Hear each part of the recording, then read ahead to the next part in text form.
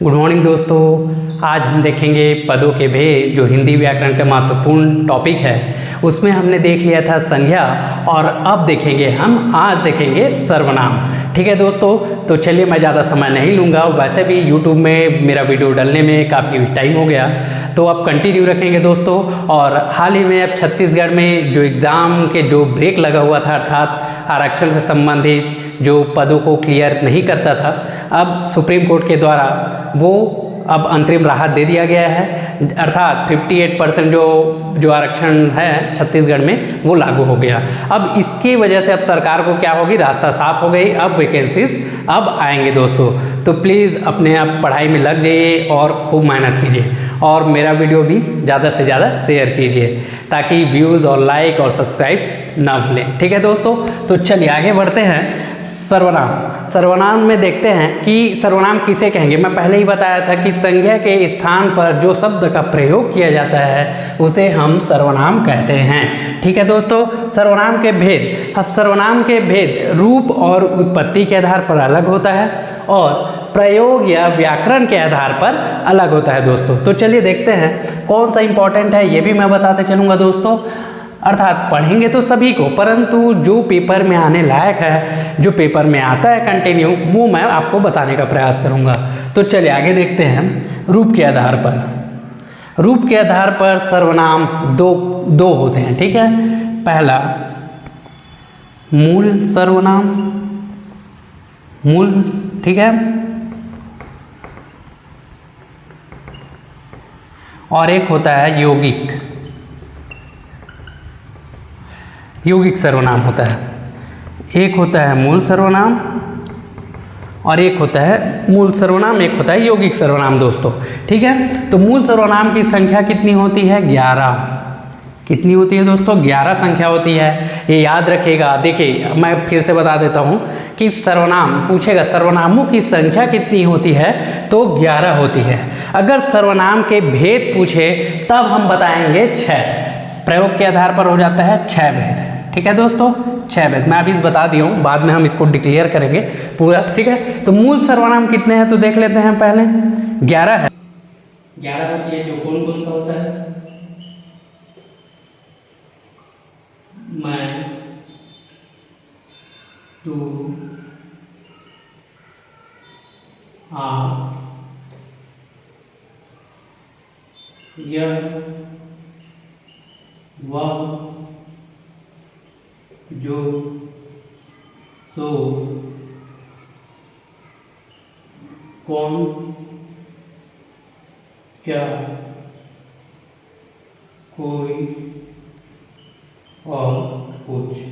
तो इस तरह से दोस्तों मूल सर्वनाम की संख्या कितनी हो गई? 11 हो गई। मैं, तू, आप, यह, वह, जो, सो, कौन, क्या, कोई, कुछ।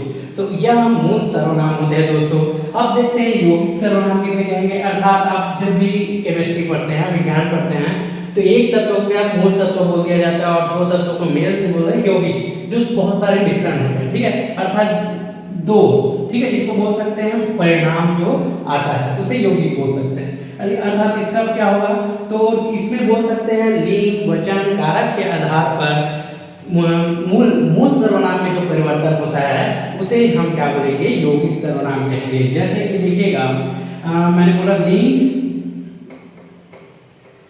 वचन और कारक के आधार पर जो मूल सर्वनाम में परिवर्तन करता है उसे हम यौगिक सर्वनाम कहते हैं। जैसे कि देखना, मैं लिख दिया, ये मूल सर्वनाम है।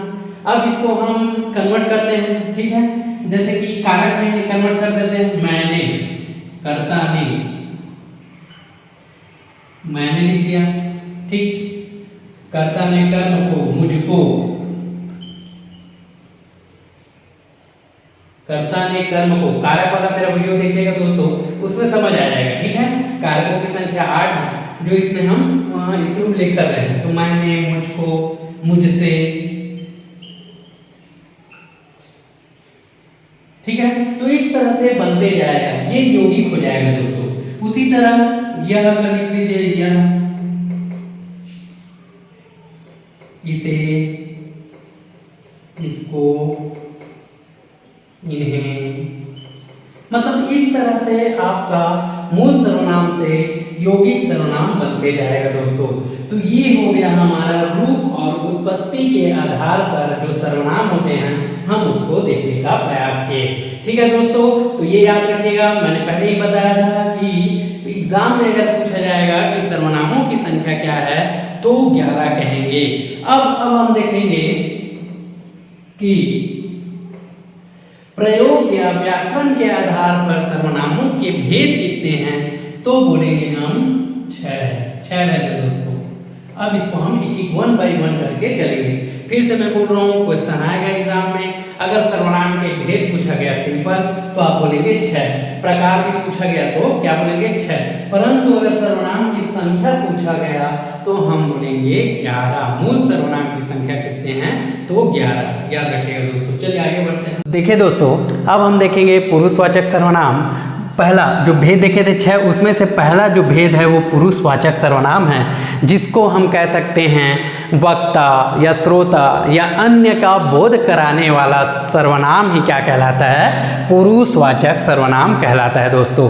तो चलिए देखते हैं, फिर से मैं बोल रहा हूँ एक बार और, वक्ता, श्रोता और अन्य व्यक्ति का बोध कराने वाला सर्वनाम ही क्या कहलाता है, पुरुषवाचक सर्वनाम कहलाता है। ठीक है दोस्तों, अब इसके भी 3 भेद होते हैं दोस्तों, 3 प्रकार होते हैं। कौन कौन सा तो देख लेते हैं। जैसे कि पहला देख लेते हैं,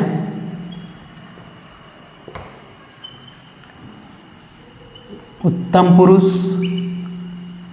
ठीक है दोस्तों, दूसरा देख लेते हैं मध्यम पुरुष, तीसरा हो जाएगा अन्य पुरुष। ठीक है दोस्तों, तो ये 3 भेद हैं। अब कौन कौन सा है देखते हैं इसमें। उत्तम पुरुष अर्थात, एक मिनट सॉरी, इसको ले लेते हैं मैं, ठीक है, हम। मध्यम पुरुष में तू, तुम,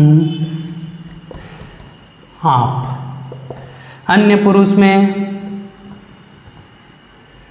यह, वह।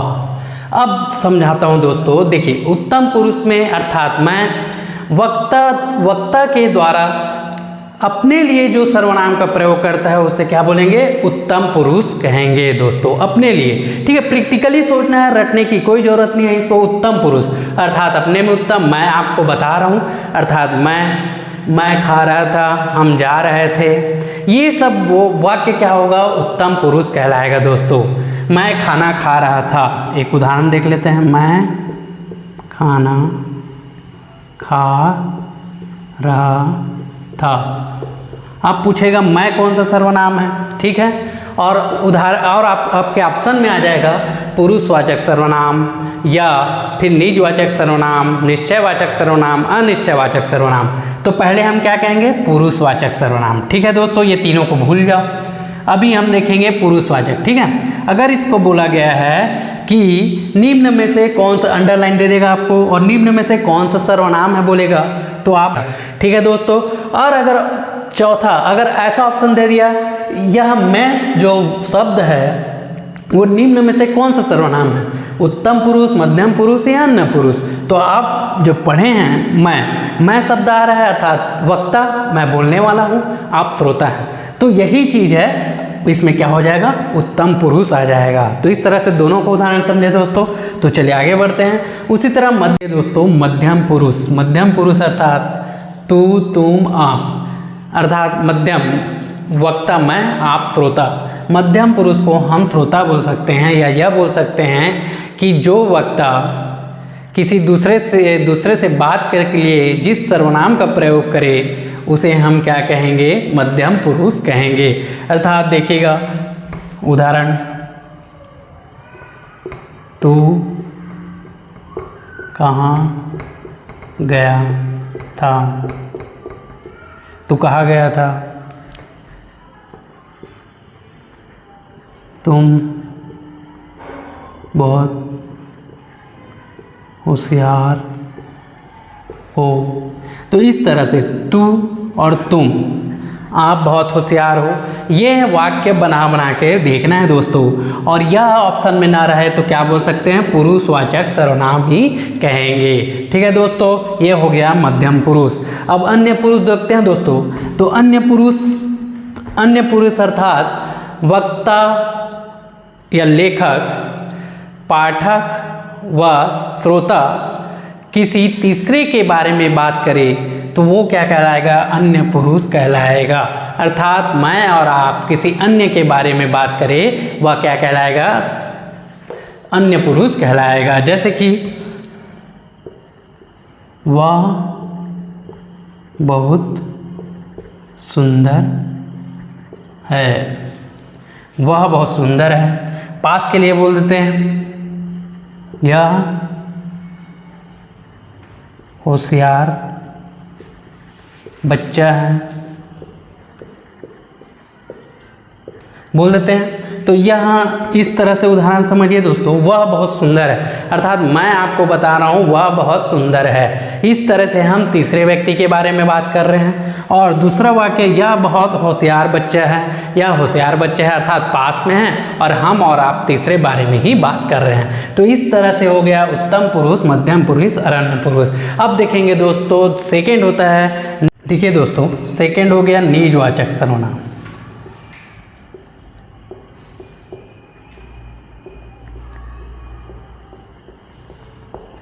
निजवाचक सर्वनाम अर्थात पुरुष स्वयं के बारे में बात करेगा। तो पुरुषवाचक पहले देख लिए, अब देख रहे हैं हम निजवाचक सर्वनाम। निजवाचक सर्वनाम क्या बोलेंगे, वक्ता या लेखक। वक्ता या लेखक स्वयं के लिए जिस सर्वनाम का प्रयोग करता है उसे हम निजवाचक सर्वनाम कहते हैं। जैसे कि देखिए स्वयं मतलब आप बोल सकते हैं, या खुद से या स्वयं, स्वतः बोल सकते हैं, स्वतः। अब देखिए ये वर्ड हो गया, मैंने फिर से मैं बोला परिभाषा आप समझ रहे हैं, आप, खुद से, स्वयं, स्वतः। तो अब देखिए वाक्य मैं बता दे रहा हूं, मैं यह कार्य खुद से कर लूँगा। ठीक है,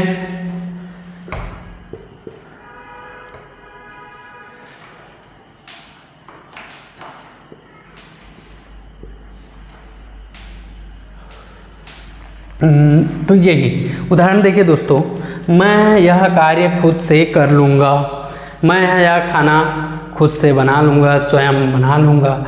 तो इस तरह से यह जो वाक्य आएंगे दोस्तों वह निजवाचक सर्वनाम कहलाएंगे। ठीक है दोस्तों, तो अब हम देखेंगे दोस्तों तीसरा भेद देखेंगे, प्रश्नवाचक सर्वनाम। प्रश्नवाचक सर्वनाम,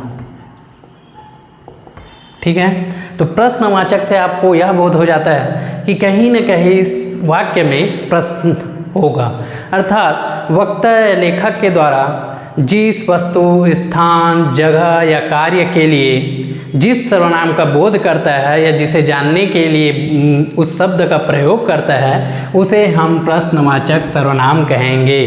फिर से एक बार बोलता हूँ दोस्तों कि जो वक्ता या लेखक जिस स्थान, वस्तु, कार्य के जानने के लिए जिस सर्वनाम का प्रयोग करता है तो उसे हम क्या बोलेंगे, प्रश्नवाचक सर्वनाम कहेंगे। ठीक है दोस्तों, तो देखिए अब इसमें कौन सा शब्द आएंगे, जैसे कि क्या, कब, कौन, किससे, ये शब्द जो आएंगे वो अधिकतर या प्रायः क्या कहलाएंगे, प्रश्नवाचक सर्वनाम कहलाएंगे। जैसे कि ऑप्शन, जैसे वाक्य हम बना लेते हैं, तुम किससे मिलने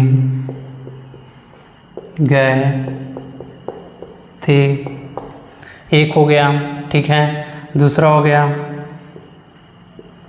यह कौन है,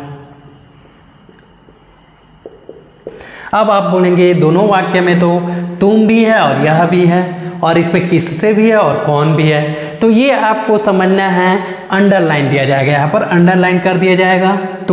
तुम सर्वनाम किसे बोलेंगे तो पुरुषवाचक में आ जाएगा, यह सर्वनाम बोलेगा तो पुरुषवाचक सर्वनाम में आ जाएगा।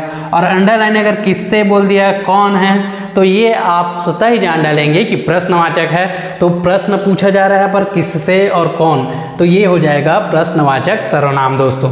तो ये आपको समझना है उस वाक्य को समझकर, ठीक है दोस्तों। तो चलिए आगे बढ़ते हैं। प्रश्नवाचक के बाद अब हम देखेंगे संबंधवाचक। संबंधवाचक सर्वनाम, ठीक है। संबंधवाचक सर्वनाम अर्थात संबंध प्रकट करना। हमने देखा पहला भेद देखा क्या है, पुरुषवाचक, दूसरा देखें निजवाचक, और तीसरा प्रश्नवाचक, चौथा संबंधवाचक। अर्थात एक पुरुष स्वयं से निज से पूछता है, क्या करता है, प्रश्न करता है। और कैसा प्रश्न कि अपने से संबंध यानी पढ़ाई कैसे संबंधित करे, निश्चय कि अनिश्चय। मैंने एक ट्रिक बताया इसमें। तो संबंधवाचक सर्वनाम में देखते हैं कि इसकी परिभाषा बोल सकते हैं दोस्तों कि दो अलग अलग वाक्य अलग अलग शब्दों के यानी दो भिन्न भिन्न वाक्यों के मध्य जिस सर्वनाम से संबंध स्थापित होता है उसे संबंधवाचक सर्वनाम कहेंगे। अर्थात प्रथम वाक्य प्रधान होगा और दूसरा वाक्य क्या होगा, आश्रित होगा। तो फिर से मैं बोल रहा हूँ, जो दो भिन्न भिन्न वाक्यों के मध्य संबंध बनाने वाले सर्वनाम क्या कहलाएंगे, संबंधवाचक सर्वनाम कहलाएंगे। अर्थात जैसे कि वाक्य समझेंगे, यानी जो उदाहरण है, जो, सो, जैसी, वैसी, जहाँ वहाँ,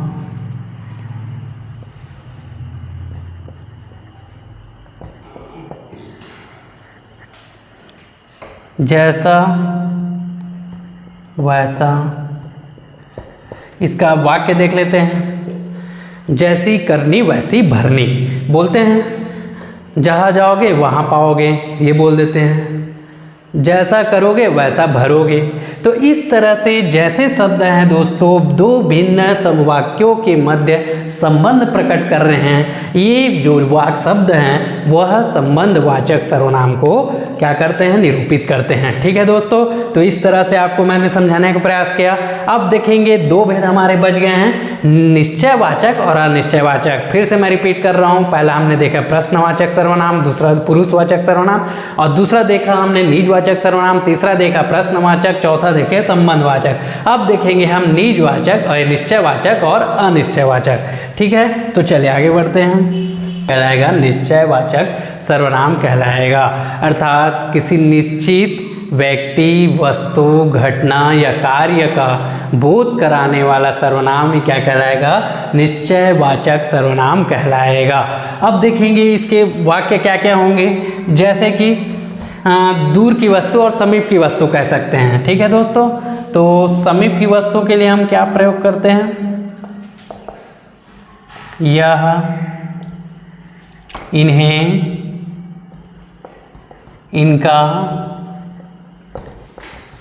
इन्होंने। ठीक है, और दूर की वस्तु के लिए क्या कह सकते हैं, इसमें दो प्रकार से होता है, वह, उनसे, उन्हें, उनका। यह वर्ड क्या होंगे, दूर की वस्तु के लिए प्रयोग होंगे। कहने का मतलब जैसे कि हम वाक्य में देखते हैं, एक वाक्य मैंने बताया, यह घर रमेश का नहीं सुरेश का है। ठीक है, यह घर रमेश का नहीं सुरेश का है। अर्थात आप तो निश्चित हैं, दोनों घर किसका है, निश्चित है आप तो, ये तो श्योर है, परंतु आपने क्या बोला, यह घर रमेश का नहीं सुरेश का है। अर्थात समीप में बोले। ठीक है, यह घर रमेश का नहीं सुरेश का है, ये आप कंफर्म है। फिर उसके बाद हम दूर की वस्तुओं को देख लेते हैं।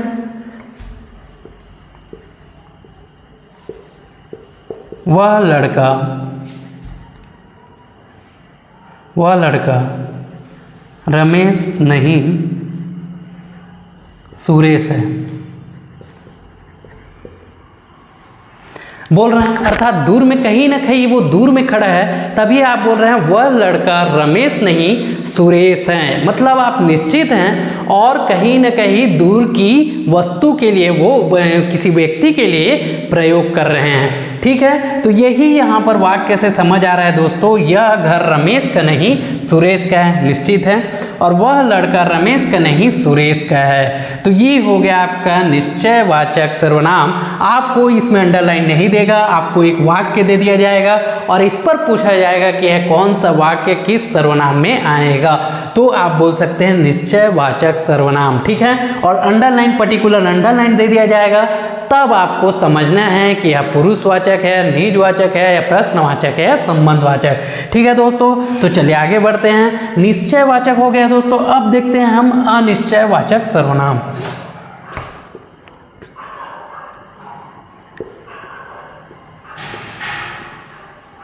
अनिश्चयवाचक सर्वनाम,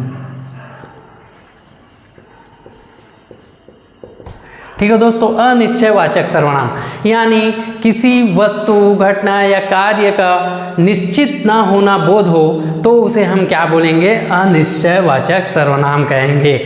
मतलब कि फिर से एक बार हम रिवाइंड कर देते हो दोस्तों, कहने का मतलब कि जिस किसी कार्य, वस्तु, घटना या व्यक्ति के बारे में निश्चित ना होना का बोध हो तो उसे हम क्या कहेंगे, अनिश्चयवाचक सर्वनाम कहेंगे। इसका भी एक उदाहरण देख लेते हैं दोस्तों, जैसे कि कोई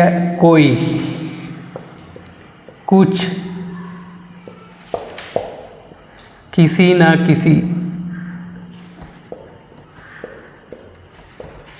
ऐसा बोलेंगे, कोई कुछ किसी न किसी। कहने का मतलब एक वाक्य, दरवाजे पे देखो कोई आया होगा, ये बोलते हैं एक वाक्य, दरवाजे पे देखो कोई आया होगा, या यह कुछ न कुछ होगा जरूर, मतलब आप शंका में हैं, कुछ न कुछ होगा। यह सामान, यह पेन किसी ना किसी का होगा, अर्थात ये आप शंका और अनिश्चित हैं। इस तरह से हमारे जो 6 सर्वनाम हैं उसे हमने देखने का प्रयास किया दोस्तों। तो फिर से एक बार रिवाइंड करता हूँ कि पहला हमने देखा, देखिए सर्वनाम के भेद देख लिए और सर्वनाम की जो एवं उत्पत्ति के आधार पर देखे वह मूल सर्वनाम और यौगिक सर्वनाम देख लिया। मूल सर्वनामों की संख्या 11 देखे और प्रयोग एवं व्याकरण के आधार पर हमने देखा 6 भेद। तो हमने देखा एक एक सीरीज में बता रहा हूँ दोस्तों कि पहला हमने देखा पुरुष अर्थात मैं, पुरुषवाचक सर्वनाम, स्वयं, निज अर्थात निजवाचक सर्वनाम। ठीक है दोस्तों, निज से कौन सा क्या कहेंगे, प्रश्न करेंगे, मतलब प्रश्नवाचक सर्वनाम, और उस प्रश्न में हम अपने से संबंध बनाएंगे तो संबंधवाचक सर्वनाम। कैसा संबंध होना चाहिए, निश्चय और अनिश्चय संबंध होना चाहिए, तो हमने यही देखा। तो इस तरह से हमारे 6 भेद हो गए। तो आज यही तक रखते हैं दोस्तों। पदों के भेद में हमने देख लिया, संज्ञा देख लिया, सर्वनाम देख लिया। ठीक है दोस्तों, मेरा पहला वीडियो संज्ञा का था, अब आज हम देखें सर्वनाम। अब नेक्स्ट हम देखेंगे वीडियो पे विशेषण देखेंगे दोस्तों। तो वीडियो पे इस वीडियो पे बने रहिएगा दोस्तों। तो आज यही तक रखता हूँ। ठीक है दोस्तों, वीडियो को पूरा देखिए और सब्सक्रिप्शन करना ना भूलें। ठीक है दोस्तों, तो चलिए आज यही तक रखता हूँ। जय भारत, जय छत्तीसगढ़, जय हिंद।